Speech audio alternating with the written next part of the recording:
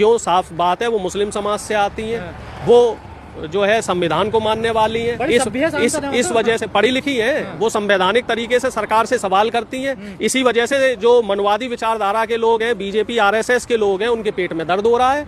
असली समस्या यही है।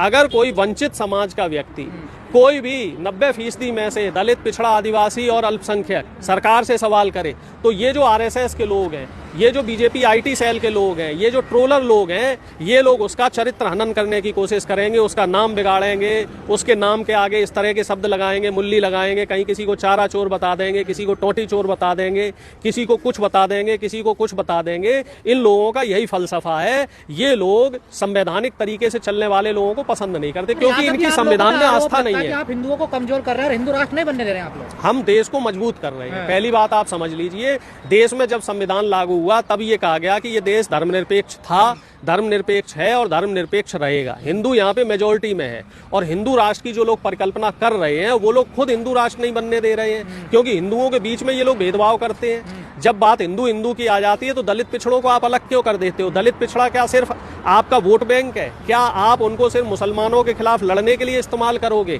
फिर अगर दलित पिछड़े हिंदू हैं तो एनएफएस के जरिए उनकी नौकरियां क्यों खाई जा रही हैं? उनको पूरे आरक्षण की व्यवस्था का लाभ दलित पिछड़ों आदिवासियों को क्यों नहीं दिया जा रहा है? क्यों सरकारी संस्थाओं में दलित और पिछड़ों की जो भर्तियां हैं, जो उनकी नियुक्तियां हैं, वो रुकी हुई हैं, लंबित है? क्या देश की 146 करोड़ आबादी में इतने काबिल जज नहीं मिल पा रहे हैं? 80% से ज्यादा जज मनवादी विचारधारा के सवर्ण क्यों हैं? देश की 90% आबादी है और सिर्फ 20% सुप्रीम कोर्ट, हाई कोर्ट में जज दलित पिछड़े समाज के हैं। खुद दलित है, देखिए वो कितने दिन के लिए बने?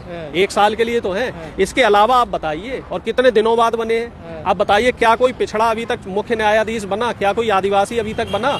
दलित समाज के भी व्यक्ति बने, और वो भी कितने समय के बाद बने? तो ये अपने आप में बहुत बड़ा सवाल है, ये अपने आप में बहुत बड़ा प्रश्न है।